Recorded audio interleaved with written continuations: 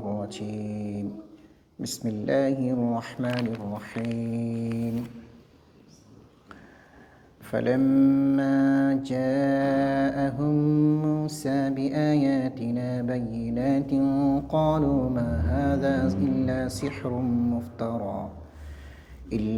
سحر مفترى وما سمعنا بهذا في آبائنا الأولين وقال موسى ربي أعلم بمن جاء بالهدى من عنده ومن تكون له عاقبة الدار إنه لا يفلح الظالمون وقال فرعون يا أيها الملأ ما علمت لكم من إله غيري فأوقد لي يا هامان على الطين فاجعل لي صرحا لعلي أطلع إلى إله موسى وإني لأظنه من الكاذبين اللهم صل على محمد وعلى آل محمد كما صليت على إبراهيم وعلى آل إبراهيم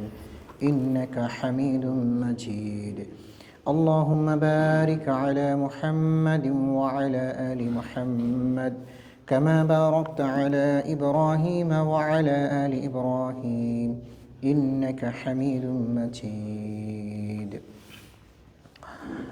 সাপ্তাহিক তাফসিরুল কোরআন মাহফিলে উপস্থিত সম্মানিত মুসলিম کرام আল্লাহ সুবহানাহু ওয়া তাআলা শুকর আদায় করছি যিনি মেহেরবানি করে দয়া করে আমাদেরকে মাগরিবের সালাতের পরে কোরআনুল কারীমের মাহফিলে বসার তৌফিক দিয়েছেন। সকলে বলি আলহামদুলিল্লাহ।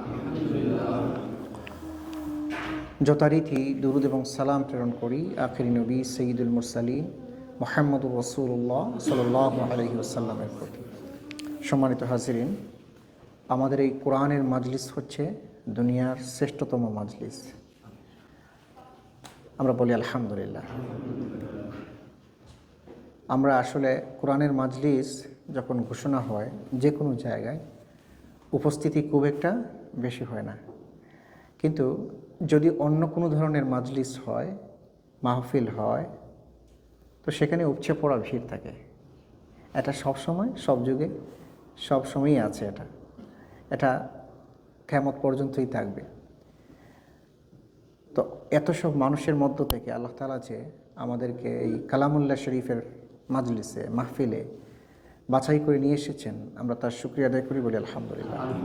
আল্লাহ তাআলা যেন আমাদের এই উপস্থিতিকে কিয়ামতের দিন মুসিবতের সময় নাজাতের উসিলা বানিয়ে দেন, আল্লাহুম্মা আমিন। সূরা আল কাসাস থেকে আমরা তাফসির শুনছিলাম। ইতিমধ্যে আমরা 35টি আয়াতের তাফসির শেষ করেছি। আজকে 36 নম্বর আয়াত থেকে ইনশাআল্লাহ তাআলা আল্লাহ যদি তৌফিক দান করেন একটু আলোচনা করার চেষ্টা করব। ওমা তৌফিক ইল্লা বিল্লাহ। এই সূরায় আমরা এই পর্যন্ত মূসা আলাইহিস সালামের বৃত্তান্ত শুনছিলাম, তাই না? সর্বশেষ যেই কথাটি হয়েছে 35 নম্বর আয়াতে, আল্লাহ রাব্বুল আলামিনের কাছে মূসা আলাইহিস সালাম একটা দাবি পেশ করেছিলেন যে আমি ফেরাউনের কাছে যাওয়ার আগে আমার ভাইকে আমার সাথী করে দিবেন, তাই না? ভাইয়ের কিছু গুণাবলীর কথা এখানে বর্ণনা হয়েছে। গুণাবলীগুলো কী ছিল? হুয়া আফসাহু মিন্নি, আমার ভাই আমার থেকে স্পষ্ট করে কথা বলতে পারেন। এরপরে আল্লাহ রাব্বুল আলামিন তার সেই দাবিকে কবুল করেছেন এবং ভাই নাম কি ছিল? হারুন আলাইহিস সালাম। মাশাআল্লাহ। তাকে আল্লাহ তাআলা মূসা আলাইহিস সালামের সাথী বানালেন এবং তাকে নবুয়ত দিলেন, তাকে নবী বানিয়ে দুই ভাইকে একসাথে ফেরাউনের কাছে পাঠালেন। এবং আল্লাহ তাআলা যেটা বলেছেন, মূসা আমি তোমার ভাইকে সঙ্গী করে তোমার বাহুকে আমি মজবুত করব, শক্তিশালী করব, এটা বলেন নাই? বলেছেন। এরপরে তোমাদেরকে আমি ক্ষমতা দেব দুজনকে। এরপরে আমার আয়াত বা নিদর্শনগুলো নিয়ে তোমরা ফেরাউনের কাছে গেলে সে তোমাদের কোনো ক্ষতি করতে পারবে না। তোমাদের অনুসারীদেরকে আমি বিজয় দান করব। এই অভয়বাণী, বিজয়ের নিশ্চয়তা কে দিয়েছেন? আল্লাহ সুবহানাহু ওয়া তাআলা দিয়েছেন। এরপরে আজকের তিলাওয়াতকৃত আয়াত থেকে আল্লাহ তাআলা যেটা বলছেন, ফালাম্মা জাআহুম মূসা বিআয়াতিনা বাইয়িনাতিন ক্বালু মা হাযা ইল্লা সিহরুম মুফতারা। অতঃপর জাআহুম মূসা, মূসা যখন আসলেন, বিআয়াতিনা আমার আয়াত সহকারে, বাইয়িনাতিন আমার দলিল আদিল্লা সহকারে, তিনি যখন আসলেন কার কাছে? ফেরাউনের কাছে। তখন তারা বলল, ক্বালু তারা বলল, মা হাযা ইল্লা সিহরুম মুফতারা, এটা একটা স্পষ্টত অলীক জাদু ছাড়া, কল্পনা ছাড়া আর কিছুই না। এটা একটা সেহর বলে, জাদু বলে, তারা এটাকে প্রত্যাখ্যান করলো। ওয়ামা সামি'না বিহাযা ফি আবাইনাল আউয়ালিন, ওয়ামা সামি'না আমরা শুনিনি কখনো, বিহাযা তুমি যা বলেছ এই কথাগুলো আমরা কখনো শুনিনি, ফি আবাইনাল আউয়ালিন আমাদের পূর্বপুরুষদের কাছ থেকে তারা কখনো এ ধরনের কথা বলেননি। এমন কিছু কথাবার্তা নিয়ে তুমি আমাদের কাছে এসেছো, বাপদাদারা বলে নাই, সুতরাং তোমার কথা আমরা মানতে পারি না। আজকালও কিন্তু বাপ দাদার অনেক দোহাই দেওয়া হয় যে আমাদের দাদারা করেনি, চাচারা করেনি, তাদের বাবারাও করে নাই, তার আগে যারা চলে গেছেন তারাও এই জাতীয় কাজগুলো করছেন, আর আপনারা বলছেন এগুলো কোরআনে আছে, হাদিসে আছে, সুন্নাতে আছে। আমরা তো এমনটি করি না। অনেক মুসলমানরা এটাও বলে থাকেন, তাই না? বিশেষ করে যারা মাজারের সাথে সম্পর্ক আছে। আচ্ছা, আলহামদুলিল্লাহ এখন আগের তুলনায় মানুষ মাজারমুখী কমাচ্ছে, তাই না? মাজারমুখী বাদ দিয়ে মাজারমুখী হওয়ার চেয়ে মসজিদমুখী হচ্ছে, তাই না?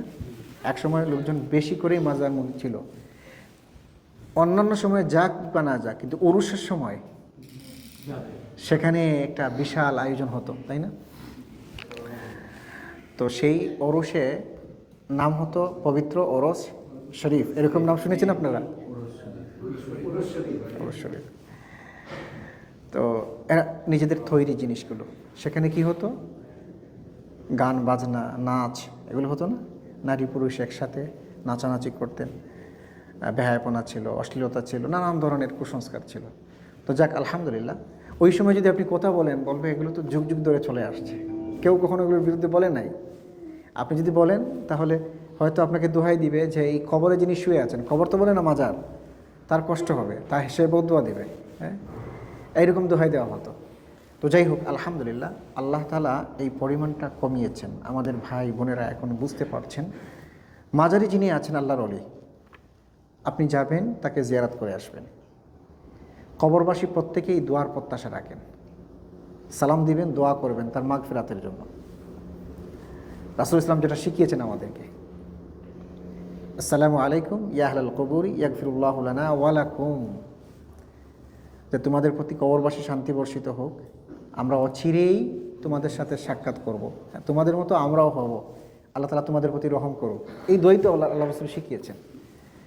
তো এভাবে করে সুন্নাহ পদ্ধতিতে, সুন্নাহ তরিকায় আমরা যেন কবরগুলোকে জিয়ারত করি।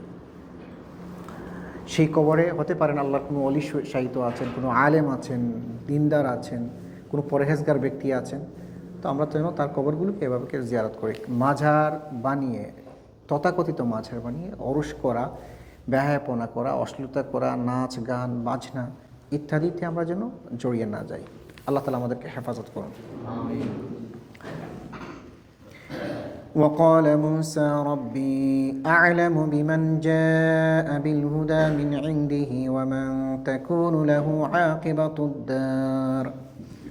মুসা আলাইহিস সালাম তাদের কথার পরিপ্রেক্ষিতে বললেন, রব্বি আ'লাম, আমার রব ভালোই জানেন, বিমান জাআ বিল হুদা মিন ইনদিহি, তার পক্ষ থেকে যে হেদায়েত এসেছে, এই ব্যাপারে যে তার এই হেদায়েতের বাণী তোমাদের কাছে নিয়ে এসেছে, তার ব্যাপারে আমার রবই ভালো জানেন। ওয়ামান তাকুনু লাহু আকিবাতুদ দার, আর তার জন্য আল্লাহ রাব্বুল আলামিন পরকালের সুপরিণাম রেখেছেন। আমার রবের পক্ষ থেকে যে হেদায়েতের বাণী এসেছে, যে এই হেদায়েতের বাণীর কথা বলবে, আল্লাহ রাব্বুল আলামিন তার জন্য পরকালে কি রেখেছেন? বলেন পরকালে আকিবাতুদ্দার, পরকালে তার সুপরিণাম রেখেছেন, ভালো পরিণাম হবে, খারাপ মন্দ পরিণাম হবে না। ইন্নাহু লা ইউফলিহুজ যালিমুন, আর পক্ষান্তরে নিশ্চয়ই যারা জালেম, পাপাচারী, অবাধ্য, তাদের জন্য কোনো কল্যাণ নাই। নিঃসন্দেহে আল্লাহ তাআলা বলেছেন যে তাদের জন্য কোনো কল্যাণ নাই। ফালাহা ইয়াফলিহু মানে হলো কল্যাণ। وقال فرعون يا أيها الملأ ما علمت لكم من إله غيري وقال এই ওয়াকালার মার্জা ফিরাউনের দিকে গিয়েছে।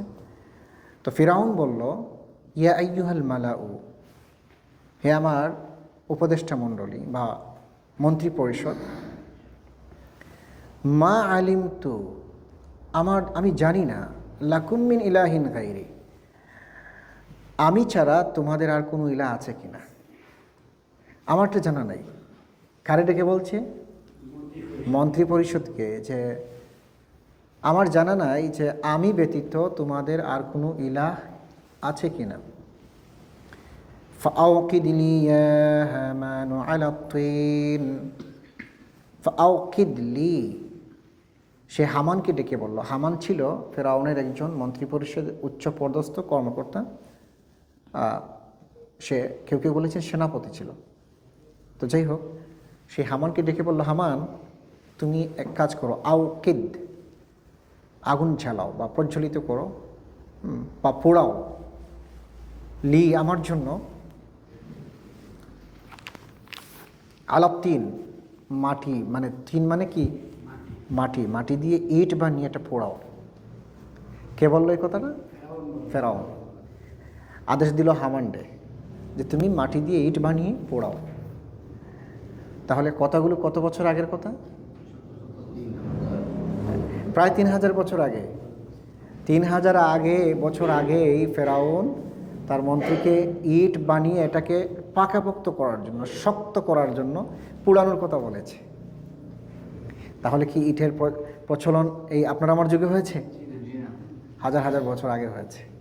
মুফাসসিরিন কেরাম বলেছেন যে এর আগে যদিও ঘরবাড়ি ছিল, কিন্তু ঘরবাড়িগুলো এভাবে ইটের, কাঁচা ইটের ছিল, কিংবা মাটি দিয়ে পাথর দিয়ে তৈরি ঘর ছিল, কিন্তু ইট পুড়িয়ে এটাকে শক্ত করে দালান করা, ভবন করা বা ঘরবাড়ি বানানো এই প্রথমেই শুরু করেছে ফেরাউন।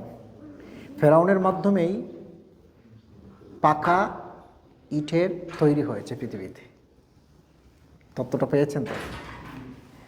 তো এখানে আওকিদ শব্দের অর্থ হলো জ্বালানো, আর তিন মানে হচ্ছে মাটি, মাটি দিয়ে ইট বানানো। আমরা একটা সূরা আছে না, ও তিন, এই তিন আর ওই তিন কি সমান নেই? তোয়ায়ানো, তিন মানে মাটি, আর তায়ানো এটা হচ্ছে একটা ফল, যেটাকে আমরা কি বলি? জি না না, জৈতুন না, ও তিনই ও জাইতুন, অনেকে বলে ডুমুর, তাই না? ডুমুর ফল, বা এখানে পিক বলে নাকি?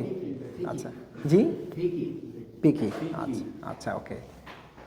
তো এই ফল এমন একটা ফল যেটার ভিতরে কিন্তু কোনো বোন নাই, হাড্ডি নাই, বা শক্ত কোনো বীজও না, এগুলো সহজে খাওয়া যায়।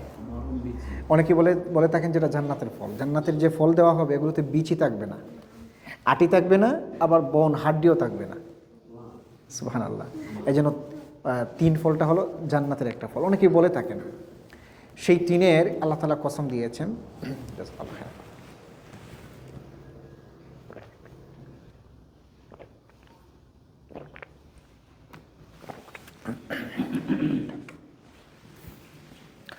তো যাই হোক, তিন হচ্ছে তায়ানু একটা ফল, আর তোয়ায়ানু তিন হলো মাটি।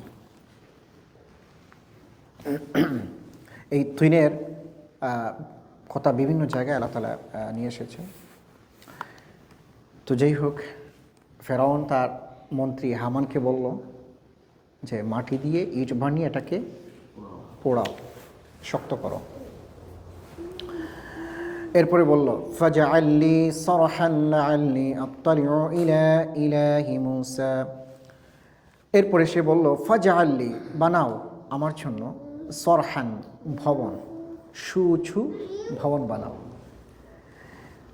এটা এই জন্য লাআল্লি আত্তালিউ, যেন আমি দেখতে পারি, উপরে উঠে দেখতে পারি ইলাহি মুসা, মুসার রবকে আমি দেখতে চাই। কারণ মুসা বলেছে তার রব উপরে থাকেন, তো কত উপরে থাকে এটা আমি দেখতে চাই। তোমরা শক্ত করে ইট বানিয়ে এটাকে পোড়াও, শক্ত বানাও, তারপরে উঁচু ভবন বানাও। এই ভবন ছড়ে উপরে গিয়ে আমি দেখতে চাই তার রব কোথায় আছে। তো এখানে এই যে ভবনের কথা তাফসিরে কুরতুবিতে এসেছে যে হামান এত বিশাল এক ভবন নির্মাণের পরিকল্পনা করলো, যেই ভবন নির্মাণ করলেন প্রায় 50,000 শ্রমিক। ফেরাউন নির্মাণ করেছিল একটা ভবন, সেই 50,000 শ্রমিক সরাসরি ভবন নির্মাণের কাজে নিয়োজিত ছিল, কিন্তু যারা কাঠ, লোহা বা অন্যান্য আপনার কি বলে এটারে পদার্থ যেগুলো সাপ্লাই দিচ্ছিলেন তারা আরও হাজার হাজার ছিল। তো কী পরিমাণ মানুষজন এই ভবন নির্মাণের পিছনে সময় ব্যয় করেছে, কাজ করেছে, আল্লাহই ভালো জানেন। তো বিশাল উচ্চ একটা ভবন ছিল, এর আগে পৃথিবীতে এত উঁচু কোনো ভবন ছিল না। তো সেই ভবনে ছড়ে সে উপরে যাওয়ার চেষ্টা করলো। তো আল্লাহকে উপরে গেলে কি দেখা যায় নাকি? দেখা যায় না। এটা হলো তার জনগণকে বিভ্রান্ত করার জন্য। জনগণের সামনে যেহেতু মুসা আলাইহিস সালাম বলেছেন আমার রব উপরে থাকেন, এখন সে এটা সরাসরি না করে, প্রত্যাখ্যান না করে সে উপরে ওঠার একটা বাহানা করলো। দেখি আমি উপরে উঠছি, উঁচু ভবন বানিয়ে উপরে উঠছি, তাহলে দেখি এখন তোমার রব কোথায়। এটা জনগণকে বিভ্রান্ত করার জন্য, মানুষকে বিভ্রান্ত করার জন্য এই ফন্দিটাই ফেরাউন করেছিল। ওয়াইন্নী লাআযুন্নুহু মিনাল কাযিবিন, সে আরও বলল আমি নিশ্চয়ই, লাআযুন্নুহু লাম তাকিদের জন্য এসেছে, আমি নিশ্চিত, আমি জানি, আমার ধারণাই হচ্ছে এই যে মিনাল কাযিবিন, যে মুসা যে কথাগুলো বলছে নিঃসন্দেহে সে মিথ্যাবাদী। নাউযুবিল্লাহি মিন যালিক।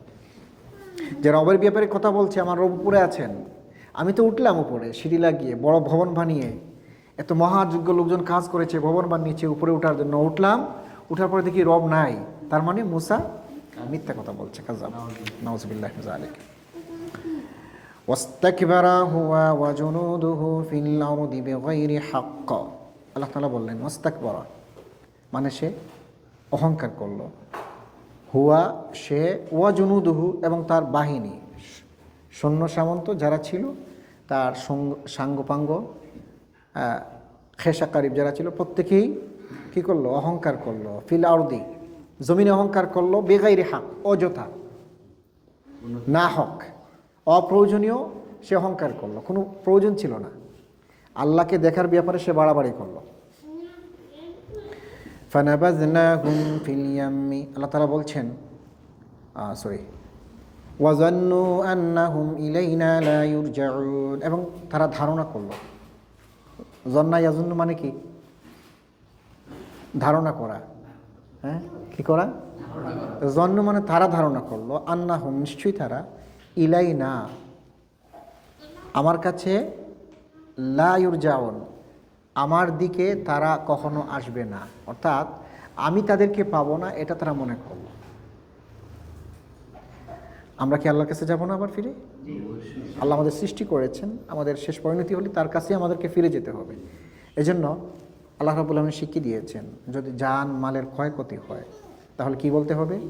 ইন্না লিল্লাহি ওয়া ইন্না ইলাইহি রাজিউন, নিশ্চয়ই আমরা আল্লাহর পক্ষ থেকে এসেছি এবং তার দিকেই ফিরে যাব, তার দিকেই ফিরে যেতে হবে। তো যিনি মৃত্যুবরণ করেন তিনি কার দিকে যান? আল্লাহর দিকে। তো আল্লাহ তাআলা বলছেন ফেরাউন এবং তার দলবল অহংকার করে আমাকে অস্বীকার করলো, মানুষকে বিভ্রান্ত করলো, এই জন্য যে তারা মনে করলো যে আমার কাছে তারা ফিরে আসবে না, আমি আর তাদেরকে পাবো না, এটা তারা মনে করেই অহংকার করলো। তারা এই অহংকারটা অযথাই করেছে, বেগাইরি হক, অযথাই করেছে। এরপরে আল্লাহ রাব্বুল আলামিন তাদের কিছু পরিণতির কথা বলছেন। ফাআখাযনাহু ওয়া জুনুদাহু, আখাযা ইয়াখিযু মানে হলো ধরা, ফাআখাযনাহু আল্লাহ তাআলা বলছেন আমি তাকে ধরলাম, ওয়া জুনুদাহু এবং তার সৈন্যবাহিনীকে। জুনুদুন শব্দের অর্থ কি? দাহু, হুর মার্জা হলো ফিরাউন, ফিরাউনের সৈন্যদেরকে আমি ধরলাম, পাকড়াও করলাম, আর তাকেও পাকড়াও করলাম। ফানাবাযনাহুম ফিল ইয়াম্মি, এরপরে ইয়াম্মুন মানে হলো সাগর, নদী, দরিয়া আমরা যাই বলি, সেখানে আমি তাদেরকে ডুবিয়ে মারলাম। ফানাবাযনাহুম ফিল ইয়াম্মি, আগের সূরাগুলোতে পুরো বৃত্তান্ত আলোচনা হয়েছে, আমরা সেদিকে যাব না, না হলে তাফসীরে আমরা আগাইতে পারবো না। ফানজুরু কাইফা কানা আকিবাতু যালিমিন, আল্লাহ রাব্বুল আলামিন বলছেন আপনি দেখুন কিভাবে, কাইফা মানে কিভাবে, কানা আকিবাতু যালিমিন যারা পাপাচারী তাদের পরিণতি কেমন হয় আপনি একটু লক্ষ্য করুন এই ফিরাউন এবং তার দলবলের দিকে তাকিয়ে। যারা যুগে যুগে এভাবে করে জমিনের উপরে ফাসাদ সৃষ্টি করেছে, জুলুম করেছে, অন্যায় করেছে, অপরাধ করেছে, আল্লাহ রাব্বুল আলামিন তাদের পরিণতি এভাবেই রাখেন। وَجَعَلْنَاهُمْ أَئِمَّةً يَدْعُونَ إِلَى النَّارِ, এরপরে আল্লাহ রাব্বুল আলামিন তাদের ব্যাপারে তাদের কিছু কোয়ালিটির কথা বলছেন। এর মাঝে একটা কোয়ালিটি হলো وَجَعَلْنَاهُمْ, আমি তাদেরকে বানালাম আইম্মা। আইম্মা শব্দের অর্থ হলো নেতা। আইম্মা নেতা, সেই আইম্মা থেকে ইমাম এসেছেন।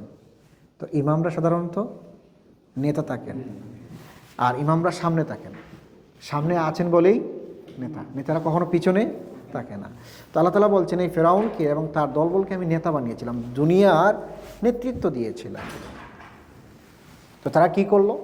ইয়াদউনা ইলান নার, ইয়াদউনা ইলান, দায়াদু মানে হলো আহ্বান করা, দায়াদু আহ্বান করা, বলা, ডাকা বা কলিং, যেটাকে আমরা বুঝি যে, তো ইয়াদউ ইলান নার, তারা মানুষকে জাহান্নামের দিকে আহ্বান করলো।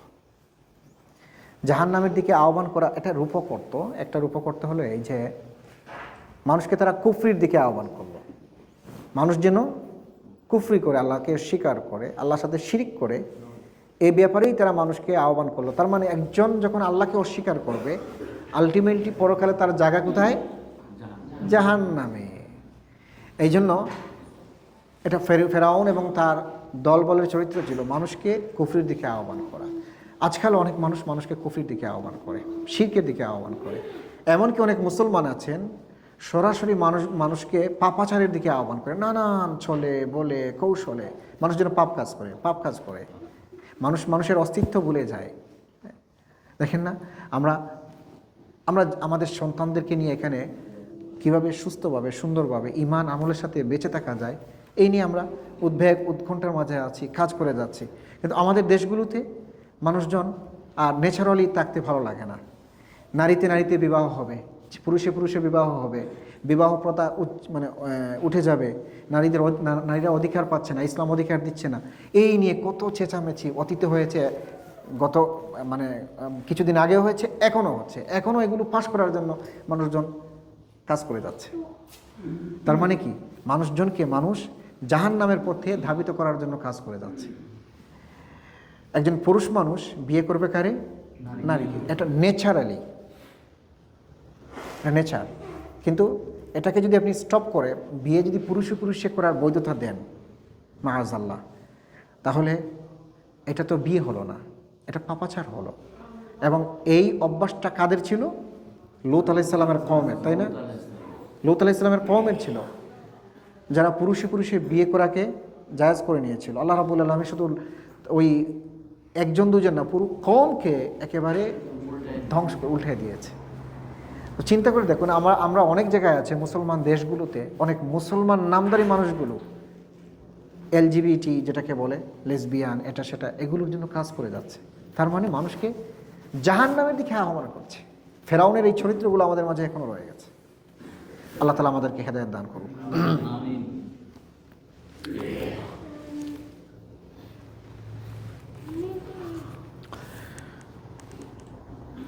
ওয়ায়াউমাল কিয়ামাতি লা ইউনসারুন, আল্লাহ তাআলা বলছেন যারা মানুষকে খারাপ পথে আহ্বান করবে, কুফরির পথে আহ্বান করবে, শিরকের পথে আহ্বান করবে, যে কোনো ধরনের পাপাচার হয়, আপনার কবিরা গুনাহ হয়, এমন কাজের দিকে আহ্বান করবে, ওয়ায়াউমাল কিয়ামাতি লা ইউনসারুন, আল্লাহ রাব্বুল আলামিন কিয়ামতের দিন তাদের জন্য কোনো সাহায্যকারী থাকবে না, কোনো সাহায্য হবে না তাদের জন্য।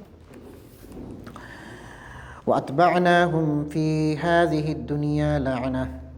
আল্লাহ তাআলা বলছেন এই সমস্ত মানুষদের পিছু করবে, পিছু ধাওয়া করবে, ফি হাযিহিদ দুনিয়া লা'না, এই ইহকালের জীবনে যারা মানুষকে জাহান্নামের দিকে ধাবিত করার কাজ করে, কুফরির দিকে ধাবিত হয় মানুষ, এরকম কাজ যারা করে, মানুষ পাপে জড়িয়ে পড়ুক এমন কাজ যারা করে, আল্লাহ তাআলা বলছেন দুনিয়ার জীবনে তাদেরকে লা'নাত ধাওয়া করবে, লা'নাত ধাওয়া করবে, তাদের পিছু ছুটবে, লা'নতে থাকবে, মানুষ বকা দিবে, দেখবেন তাদের জীবনে শান্তি নাই, অশান্তি আর অশান্তির মাঝে তারা থাকবে।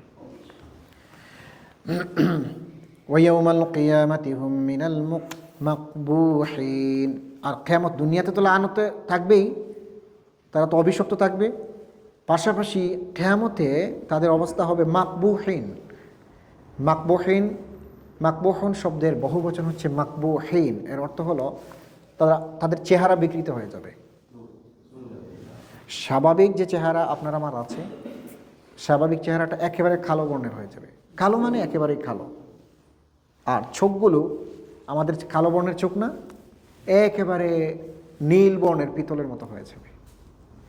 এই দুনিয়াতে তারা এই জাতীয় কাজে লিপ্ত থাকার কারণে মানুষকে জাহান্নামের দিকে রাস্তা দেখাচ্ছে, পথ দেখাচ্ছে, উদ্বুদ্ধ করছে, উৎসাহিত করছে, এই কারণেই তাদের এই অবস্থাটা হবে। দুনিয়াতে তারা লাআনতে থাকবে, অভিশপ্ত থাকবে, আর আখিরাতে আল্লাহ রাব্বুল আলামিন তাদের চেহারাকে বিকৃতি করে দিবেন। মাকবুহুন শব্দের অর্থ কি? বিকৃতি করা, বিকৃতি করা।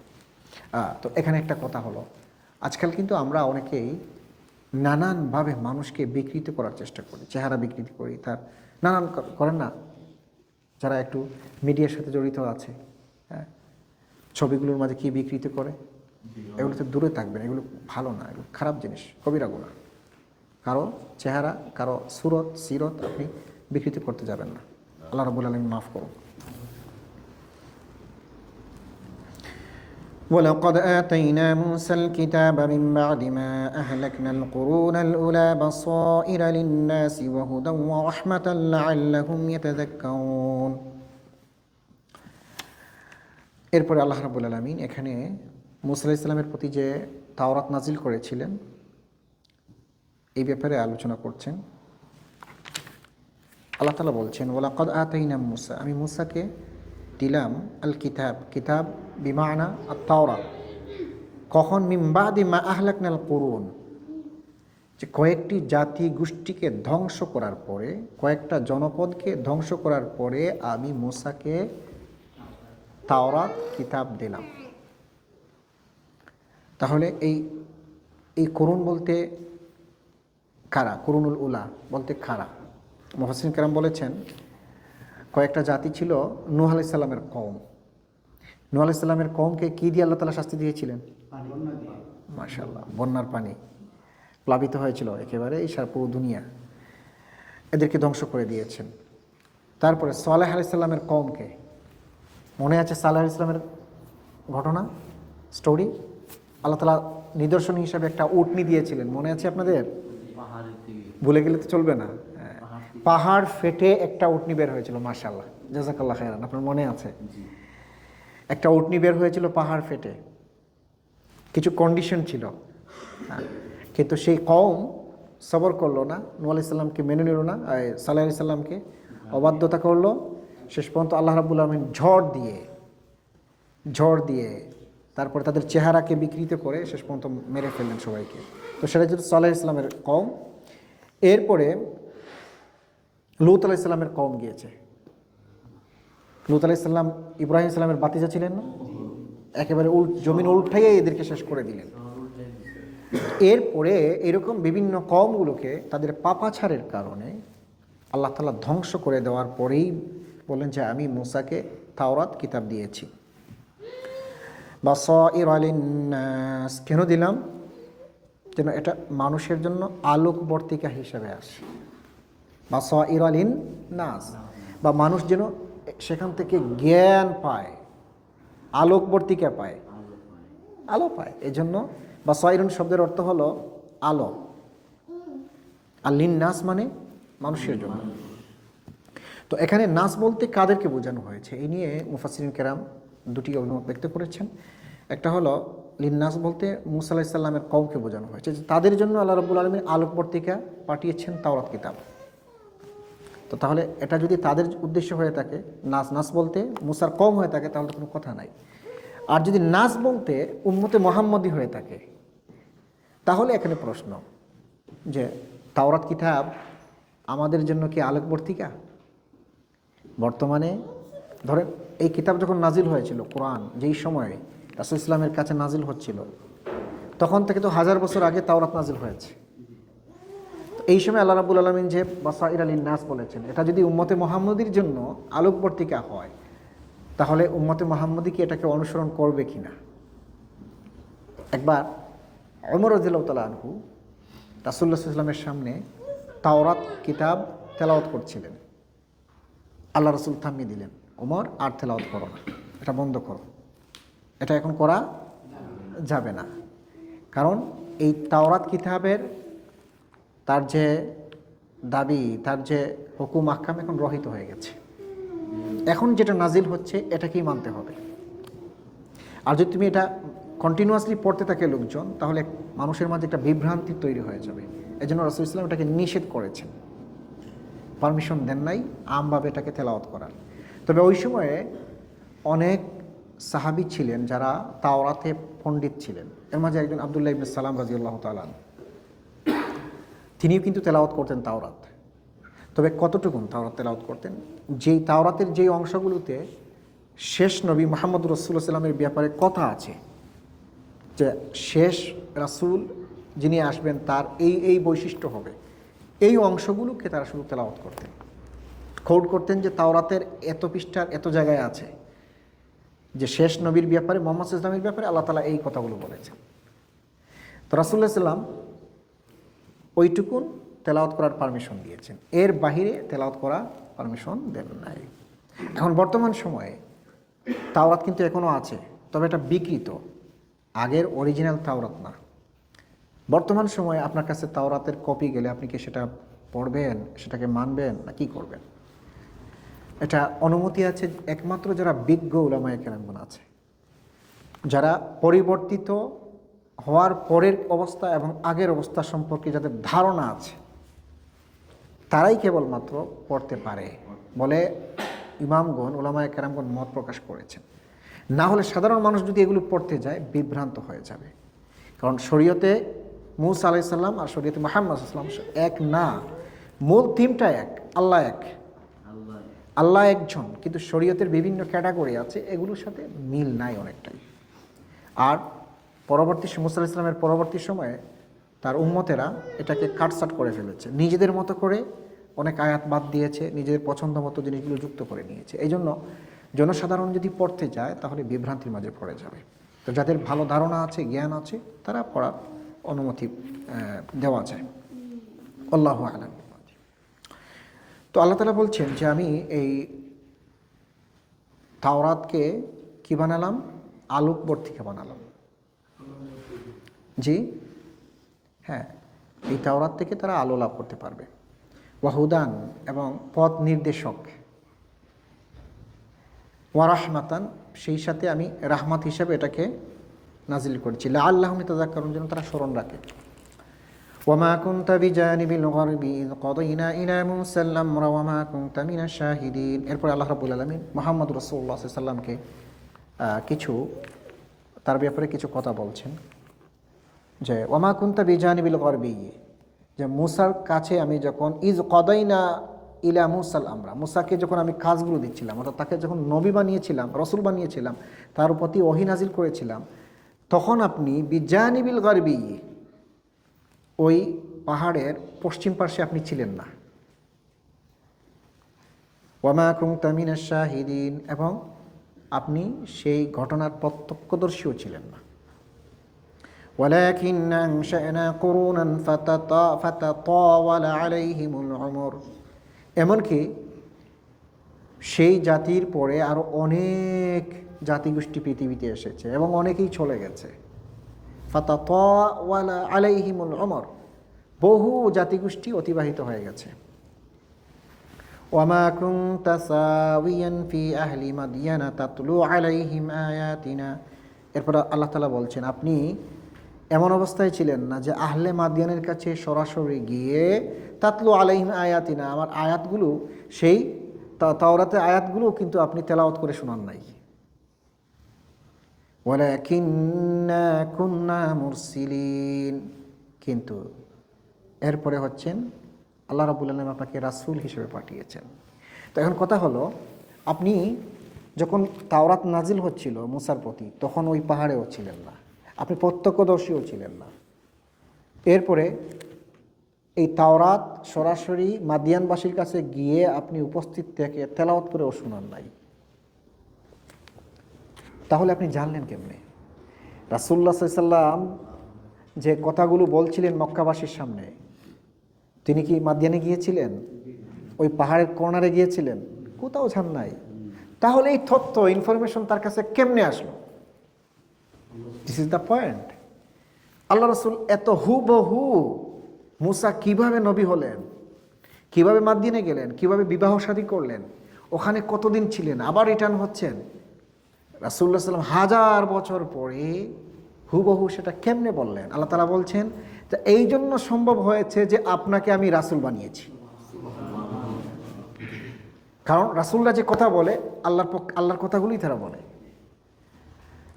এই জন্য হুবহু সঠিক কথাগুলো, ইনফরমেশনটা আপনি দিতে পারছেন, আপনি রাসূল ছিলেন।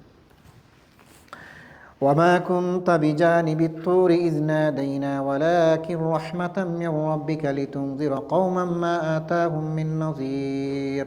এরপর আল্লাহ তাআলা বলছেন, ওমা কুনতা বিজানিবিত তুর, আপনি ওই তুর পাহাড়ের পাশেও ছিলেন না। ইয নাদাইনা, যখন আমি মুসাকে আহ্বান করছিলাম, মুসাকে যখন আমি আওয়াজ দিচ্ছিলাম, তখন আপনি তুর পাহাড়ের কাছে ছিলেন না। মুসা, তুমি না বাবা,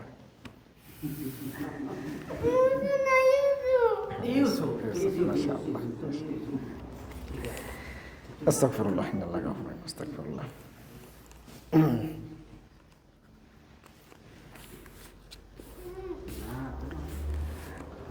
আঙ্কেলের সাথে একটু ঘুরে আসো ওইদিকে গিয়ে।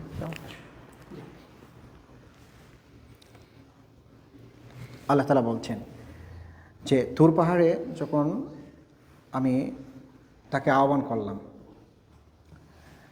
তো আহ্বানে কি বলেছিলেন? মুসা আলাইহিস সালাম গিয়েছিলেন ওখানে আগুনের জন্য, কিন্তু আগুন না।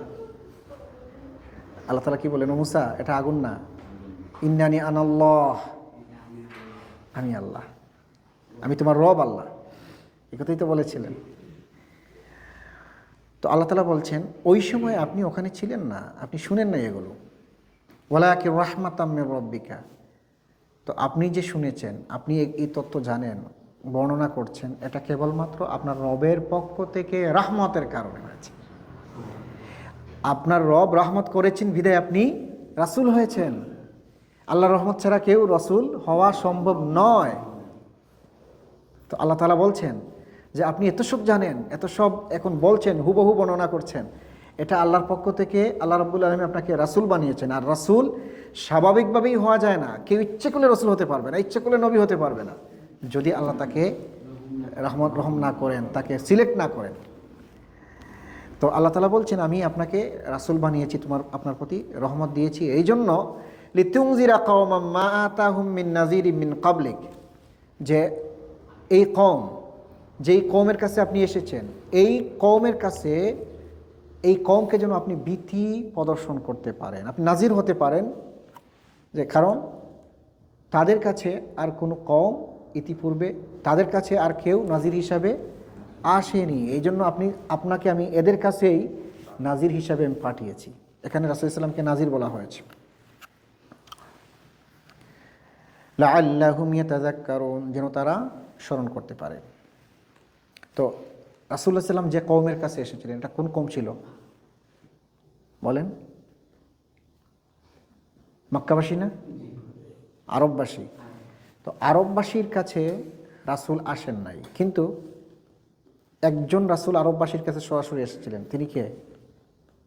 হযরত ইসমাঈল আলাইহিস সালাম। তিনি তো সেই মক্কায় ছিলেন। জমজম পানি, কাবার স্মৃতি, সব কিছু তো ইসমাইল কেন্দ্রিক, ইসমাইল এবং ইব্রাহিম আলাইহিস সালামের কেন্দ্রিক। তো এখন এরপরে সরাসরি এই মক্কাবাসীর কাছে আল্লাহ রাব্বুল আলামিন কোনো নাজির ভীতি প্রদর্শনকারী বা কোনো রসুল নবী পাঠান নাই। কিন্তু আমরা জানি আল্লাহ তাআলা বলেছেন অলি কুল্লি কাওমিন হাদ, আমি প্রত্যেক জাতিগোষ্ঠীর কাছে এক একজন হাদ মানে পথ প্রদর্শনকারী পাঠিয়েছি, প্রতিনিধি পাঠিয়েছি। এরপর আল্লাহ তাআলা অন্য জায়গায় বলেছেন যে এমন কোনো কওম নাই যাদের কাছে রাসূল যান নাই। সুতরাং তাহলে তো আয়াতের এখানে যে আয়াতের যে কথা বলা হচ্ছে যে তাদের কাছে এর আগে কোনো নাজির যান নাই, এই জন্য আপনাকে পাঠিয়েছি, তাহলে আর দ্বিমত থাকলো না, তারুজ থাকলো না। ولولا أن تصيبهم مصيبة بما قدمت أيديهم فيقولوا ربنا لولا أرسلت إلينا رسولا فنتبع آياتك ونكون من المؤمنين ولولا أن تصيبهم مصيبة بما قدمت أيديهم। কিয়ামতের দিন যদি তাদের অবাধ্যতার কারণে, তাদের কাজ কামের কারণে কোনো মুসিবত তাদেরকে পাকড়াও করে, রাসূলুল্লাহ সাল্লাল্লাহু আলাইহি ওয়াসাল্লাম যাদের কাছে এসেছেন, কিয়ামতের দিন যদি তাদের অবাধ্যতার কারণে কোনো বাজে কাজ কামের কারণে যখন আল্লাহ রাব্বুল তাদেরকে পাকড়াও করবেন, আল্লাহ তাআলা বলছেন, তখন তারা বলবে ইয়াকুলু, তারা বলবে রব্বানা লাউলা আরসালতা ইলাইনা রাসূলান ফানাত্তাবি আয়াতিক, যে হে আমার রব, আমাদের কাছে যদি আপনি কোনো রাসূল পাঠাতেন তাহলে অবশ্যই আমরা আপনার আয়াতের অনুসরণ করতাম। আমরা তো কোনো রাসূল পাই নাই, তো কেমনে আপনার আয়াতের অনুসরণ করব? এই কথা যেন কিয়ামতের দিন মুসিবত আসলে তারা বলতে না পারে, এই জন্য আমি আপনাকে এই কওমের কাছে একজন রাসূল হিসেবে প্রেরণ করেছি। সুবহানাল্লাহ। এরপর আল্লাহ তাআলা বলছেন ওয়া নাকুনা মিনাল মুমিনিন, শুধু অনুসরণই করতাম না, বরং আমরা মুমিন হয়ে যেতাম। বিপদ আসলে মানুষ কিন্তু অনেক কথাই বলে, যদি এইটা হতো না, এইটা হলে এরকম হয়ে যেত, হ্যাঁ আপনি এরকম বলছেন বিদায় হয়েছে, না হলে তো আমি মানতাম। فلما جاءهم الحق من عندنا قالوا لولا أوتي مثل ما أوتي موسى, অতঃপর যখন তাদের কাছে হক আসলো, হক মানে কি? কোরআন, হক মানে কোরআন আসলো মিন ইন্দিনা, আমার পক্ষ থেকে, ক্বালু, তখন তারা বলল লাউলা উতিয়া মিসলা মা উতিয়া মুসা, এইটা যদি মুসার কাছে যেভাবে যা দেওয়া হয়েছিল এমনভাবে যদি আমাদের কাছে আসতো তাহলে আমরা মানতাম। তো এই কথা বলার কারণ কি? এই কথা বলার কারণ হলো এই, তারা মুসা আলাইহিস সালাম সম্পর্কে জানতো না। মদিনায় ইহুদি অনেক পণ্ডিত আলিম ছিল, তো তারা যখন ট্রেডিংয়ের জন্য, ব্যবসার জন্য মদিনায় গেল, ওরা পরামর্শ দিল তোমাদের কাছে যে নবী এসেছেন, যিনি দাবি করছে নবুয়তের, রিসালাতের, তাকে এই জিনিসগুলো বইল দেখানোর জন্য। তো মুসারে তো আল্লাহ তাআলা দিয়েছিলেন, কি দিয়েছিলেন বলেন তো? তাওরাত। কিভাবে দিয়েছিলেন? একসাথে নাজিল করেছিলেন, একটি কাঠের ফলকে একেবারে লিপিবদ্ধ, একসাথে তাওরাত। আর তারপরে আর কি দিয়েছিলেন বলেন? লাঠি, মুসার লাঠি সাপ হয়ে যেত, মুজেজা। তারপরে কি ছিল? হ্যাঁ, দুই হাত যখন বগলে রাখতেন তখন এটা শুভ্র হয়ে যেত, সাদা হয়ে যেত। তো তারা বলল যে এমন ধরনের কিছু যদি মুজেজা আসে তখন আমরা ঠিক আছে মানবো, ওই নবীরে যেটা দেওয়া হয়েছিল ওটা আমাদেরকে দেওয়া হোক, তোমাকে দেওয়া হোক, তাহলে আমরা এটা মানব। কি অদ্ভুত জাতি, সুবহানাল্লাহ। এরপরে আল্লাহ তাআলা বলছেন আওয়ালাম ইয়াকফুরু বিমা উতিয়া মূসা মিন ক্বাবল, আওয়ালাম ইয়াকফুরু, যে তারা কি ইতিপূর্বে তো তারা মুসার এই কিতাবকে তারা অস্বীকার করেছে, তারা কুফরি করেছে। কিভাবে তারা কুফরি করলো? রাসূল সাল্লাল্লাহু আলাইহি ওয়াসাল্লাম যখন কোরআনের দাওয়াত নিয়ে আগমন করেছেন, তার আগে মুসা আলাইহিস সালাম তো তাওরাত ছিল, তখন তারা ওই তাওরাত মানেনি। তাওরাত এবং কোরআন যাই বলেন, মূল উসুল কিন্তু এক। উসুলটা কি? আল্লাহ হচ্ছেন একজন। আল্লাহ কি? তার সাথে কোনো শরিক নাই, তার পরিবার নাই, পরিজন নাই, কিছুই নাই, তিনি একক, তার মতো আর কেউ নাই। এই উসুলটা সব কিতাবেই আছে। তো তারা আগে থেকেই মানে নাই এটা, এখন একটা বেহায়া মানে খামাকে একটা দোহাই দিচ্ছে। ক্বালু সিহরানে তাযাহারা, তখন তারা বলল যে সিহরানে তাযাহারা, এই দুটি হলো সুস্পষ্ট জাদু। দুটি মানে কোন কোন? কোরআন এবং তাওরাত দুটি জাদু। অন্য এক জায়গায় আছে সাহিরুন তাযাহারা, মানে দুজনই হচ্ছেন জাদুকর। একজন হচ্ছেন মুসা আলাইহিস সালাম আর মুহাম্মদ সাল্লাল্লাহু আলাইহি ওয়াসাল্লাম। আল্লাহু নাউযু বিল্লাহি মিন যালিক। ওয়া ক্বালু ইন্না বিকুল্লি কাফিরুন, তারা বলল ইন্না বিকুল্লি কাফিরুন, আমরা এটা মানলাম না অস্বীকার করলাম। মানবো না, দুটোকেই আমরা মানলাম না। তারা তো এমনিতেই নবুয়তে বিশ্বাস করতো না, তারা ছিল কাফের, তারা ছিল মুশরিক, এই জন্য তারা কখনো এতে বিশ্বাসী ছিল না। কুল ফাতু বিকিতাবিম মিন ইনদিল্লাহি ওয়া আহদা মিনহুমা আত্তাবিউহু ইন কুনতুম সাদিকিন। আল্লাহ তাআলা বললেন কুল ফাতু বিকিতাবিম মিন ইনদিল্লাহ। আচ্ছা ঠিক আছে, তোমরা দুটোকে অস্বীকার করছো, তাহলে তুমি এক কাজ করো, ফাতু বিকিতাবিম মিন ইনদিল্লাহ, আল্লাহর পক্ষ থেকে এর থেকে ভালো হেদায়েতের গ্রন্থ নিয়ে আসো। ইন কুনতুম সাদিকিন, যদি তোমরা সত্যবাদী হয়ে থাকো তাহলে এই কাজটা করো। ফাইন লাম ইয়াস্তাজিবু লাকা ফা'লাম আন্নামা ইয়াত্তাবিউনা আহওয়াআহুম, আর যদি ফাইন লাম ইয়াস্তাজিবু লাকা, আল্লাহ তাআলা বলছেন যদি তারা আপনার এই কথার জবাব না দিতে পারে, ফা'লাম, আপনি জেনে রাখুন, আন্নামা ইয়াত্তাবিউনা আহওয়াআহুম, তাহলে নিশ্চিত তারা তাদের মনের ইত্তেবা করতেছে, মানে মন যা চায় সেই কথাই বলছে, সেই দাবি করছে, সেই কাজই করছে, মন গড়া কথাবার্তা বলছে। ওয়ামান আদাল্লু মিম্মান ইত্তাবা'a হাওয়াহু বিগাইরি হুদাম মিনাল্লাহ, আর ওয়ামান আদাল্লু, তার থেকে আর বড় পথভ্রষ্ট কে হতে পারে? মান ইত্তাবা, যে তার মনের অনুসরণ করে, মন যা চায় তাই করে, বিগাইরি হুদাম মিনাল্লাহ, আল্লাহর হেদায়েতের বাহিরে গিয়ে মন যা চায়, এটা ভালো লাগে না, আল্লাহ এটা বলেছেন না, এটা মানি না, আল্লাহ এই আইনটা মানতে বলেছে, এটাও মানলাম না, আমার মনে হচ্ছে এটাই ভালো হবে। এমন মানুষ আছে না? এমন অনেক মুসলমান আছে, সে নিজের মনে যা চায় সেটাকে আইন কানুন বানিয়ে নেয়, সেটাকেই সে প্রায়োরিটি দেয়। তো আল্লাহ তাআলা বলছেন যে এভাবে করে মনের অনুসরণ করে সে হলো সবচেয়ে বড় পথভ্রষ্ট। এই জন্য সাবধান, আমরা কখনো যেন মন যা চায় তাই করি না, বরং একটু দিমাগকে দিয়ে, আল্লাহ তাআলা দিমাগ দিয়েছেন, আপনার ব্রেন দিয়েছেন, জ্ঞান দিয়েছেন, এই জ্ঞান দিয়ে আপনি একটু বিবেচনা করবেন, চিন্তা করবেন, মন যা চায় তাই বলবেন না, তাই করবেন না। আল্লাহ তাআলা বলছেন ইন্নাল্লাহা লা ইয়াহদিল কওমাজ যালিমিন, নিশ্চয়ই আল্লাহ রাব্বুল আলামিন লা ইয়াহদিল কওমাজ যালিমিন, যারা জালিম অপরাধী তাদেরকে কখনো হেদায়েত দেন না। তো আজকে যে বিষয়গুলো আমরা জানলাম, বিশেষ করে তাওরাতের বিষয়, মুসা আলাইহিস সালামের প্রতি আল্লাহ তাআলা নাজিল করেছেন এবং কয়েকটা জাতিগোষ্ঠীকে ধ্বংস করার পরে নাজিল করেছেন। মুসা আলাইহিস সালামের কওমকে উদ্দেশ্য করে আল্লাহ তাআলা বলেছেন যে আগের জাতিগোষ্ঠী পাপাচারের কারণে ধ্বংস হয়েছে, সাবধান, তোমরা আর পাপাচারে লিপ্ত হইও না।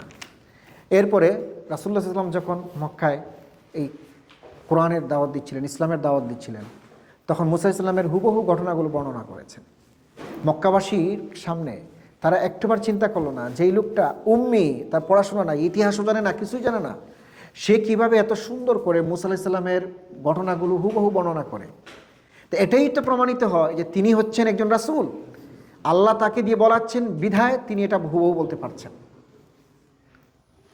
এরপরে আল্লাহ রাব্বুল আলামিন এখানে রাসূলুল্লাহ সাল্লামকে যে মক্কাবাসীর কাছে পাঠালেন নাজির হিসাবে, কেন পাঠালেন এটাও বললেন যে তারা একদিন হয়তোবা আল্লাহর কাছে বলতে পারে, যখন তাদের আমলের কারণে আমি আল্লাহ পাকড়াও করব, তখন বলতে পারে যে আমাদের কাছে তো কোনো রাসূল আসেন নাই। এই কথার অর্থ হলো ইসমাইল আলাইহিস সালামের পরে দীর্ঘদিন অতিবাহিত হয়ে গেছে, সরাসরি কোনো রাসূল সেই কওমের কাছে আসেন নাই, যদিও পরোক্ষভাবে তাদের কাছে কোরআনের, ইসলামের বিভিন্ন সময় রিসালাতের দাওয়াত গিয়েছে, দ্বীনের দাওয়াত গিয়েছে, কিন্তু প্রত্যক্ষভাবে আসেন নাই। তো তারা যেন এভাবে কমপ্লেন করতে না পারে, এই জন্য আল্লাহ রাব্বুল আলামিন মুহাম্মদুর রাসূলুল্লাহ সাল্লামকে তাদের কাছে পাঠিয়েছেন। সম্মানিত হাজিরিন, তো শেষ কথাগুলো ছিল এমন যে আল্লাহ তাআলা বলেছেন যে মক্কাবাসী আসলে তাওরাতকে অস্বীকার করেছে, কোরআনকেও অস্বীকার করেছে। তাওরাতকে যদি তারা স্বীকার করতো তাহলে সেই তাওরাতেই তো উল্লেখ আছে যে শেষ নবী এই মক্কাতে আসবেন, তিনি উটের পিঠে চড়বেন, তার কি কি সিমটম আছে এগুলো বর্ণনা আছে তাওরাতের মাঝে, তাহলে তার তাওরাত মেনে নিত। কিন্তু তারা তাওরাতও মানে নাই, কোরআনও মানে নাই। মূলত তারা আল্লাহকে অস্বীকার করত, তারা দ্বীনে বিশ্বাস করতো না, তারা শিরকে এবং কুফরিতে লিপ্ত ছিল। তো এই জন্য আমার শেষ কথা হলো, আল্লাহ তাআলা যেটা বলছেন যে মনের অনুসরণ সবসময় করা যাবে না। মনের অনুসরণ, আপনি কার অনুসরণ করবেন? আল্লাহ। ইবাদত করবেন আল্লাহ। আপনি যদি মনের ইবাদত করা শুরু করেন, মন যা চায় তাই শুরু করেন, তাহলে এটা হলো বড় ধরনের একটা জুলুম নিজের প্রতি করা হবে। এবং যে মনের অনুসরণ করে, ইত্তিবা করে, আল্লাহ তাআলা তাকে বলেছেন যে হলো সবচেয়ে বড় পথভ্রষ্ট। আল্লাহ তাআলা আমাদেরকে এই জাতীয় খারাপ কাজগুলো থেকে হেফাজত করুন। আখিরু দাওয়ানা আলহামদুলিল্লাহি রাব্বিল আলামিন। আজকে আমাদেরকে দাওয়াত করেছেন আমাদের